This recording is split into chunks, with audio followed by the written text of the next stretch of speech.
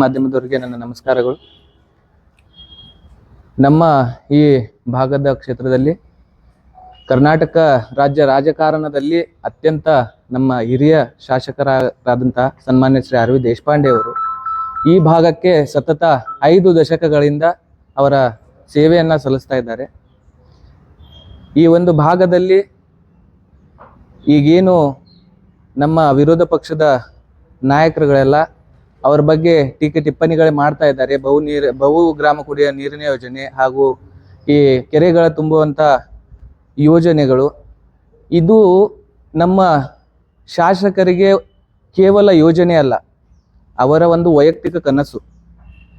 ಈ ಯೋಜನೆ ಪ್ರತಿಯೊಂದು ಹಳ್ಳಿಗಳಲ್ಲಿ ಕೆರೆ ತುಂಬಿಸುವ ಹಾಗೂ ಪ್ರತಿಯೊಂದು ಹಳ್ಳಿಗಳಿಗೆ 24 ಗಂಟೆ ನೀರನ್ನು ಅವರಿಗೆ ಆ ಸವಲತ್ತನ್ನು ಒದಗಿಸಿಕೊಡುವುದು ಅವರ ವೈಯಕ್ತಿಕ ಕನಸು.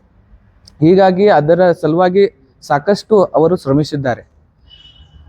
ಅದೇ ರೀತಿ ಅದರ ಕಾಮಗಾರಿ ಕೂಡ ಇವತ್ತು ಮುಗಿಯುವ ಹಂತದಲ್ಲಿದ್ದು ಕೆಲವೇ ದಿನಗಳಲ್ಲಿ ಅದನ್ನು ಪೂರ್ಣಗೊಳಿಸಿ ಒಂದು ಜನರಿಗೆ ಅದರ ಸವಲತ್ತನ್ನು ಒದಗಿಸುವಂಥ ಎಲ್ಲ ವ್ಯವಸ್ಥೆಯನ್ನು ಅವರು ಈಗಾಗಲೇ ಮಾಡಿದ್ದಾರೆ.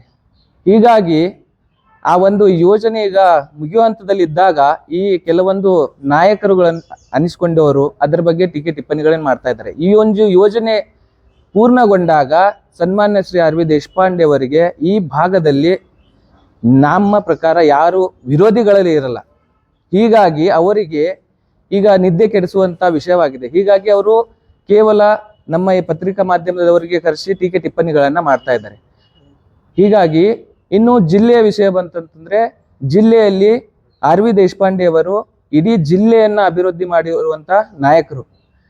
ಈಗ ನಮ್ಮ ಕ್ಷೇತ್ರದಲ್ಲಿ ಬಂದರೆ ಹಳೆಯದಲ್ಲಿ ಶುಗರ್ ಫ್ಯಾಕ್ಟ್ರಿ ಆಗಲಿ, ಆಮೇಲೆ ದಾಂಡೇಲಿ ಪೇಪರ್ ಮಿಲ್ ಆಗಲಿ, ಆಮೇಲೆ ಜೋಯಿಡಾನ ಪ್ರವಾಸೋದ್ಯಮ ಕೇಂದ್ರವನ್ನಾಗಲಿ, ಹಾಗೆ ಜಿಲ್ಲೆಯಲ್ಲಿ ಮೆಡಿಕಲ್ ಕಾಲೇಜ್ ಆಗಲಿ, ಸುಮಾರು ಇದು ಸಭಾಭವನಗಳಿಗಾಗಲಿ, ಈ ಥರ ಸುಮಾರು ಅಭಿವೃದ್ಧಿಗಳು, ಹಳ್ಳಿಗಳಲ್ಲಿ ರಸ್ತೆ, ನೀರಿನ ವ್ಯವಸ್ಥೆ ಎಲ್ಲ ಒಂದು ಅಭಿವೃದ್ಧಿಯನ್ನು ಮಾಡಿರುವಂಥ ಸನ್ಮಾನ್ಯ ಶ್ರೀ ಧೀಮಂತ ನಾಯಕರವರು.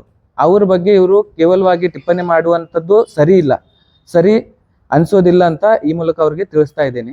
ಅದೇ ರೀತಿ ಮತ್ತೆ ಅವರು ನಮ್ಮ ಕರ್ನಾಟಕ ರಾಜ್ಯ ರಾಜಕಾರಣದಲ್ಲಿ BJP ಸರ್ಕಾರದವರೇ ಅವರಿಗೆ ಅತ್ಯುತ್ತಮ ಶಾಸಕರಂತ ಬಿರುದನ್ನು ಕೊಟ್ಟಿದ್ದಾರೆ.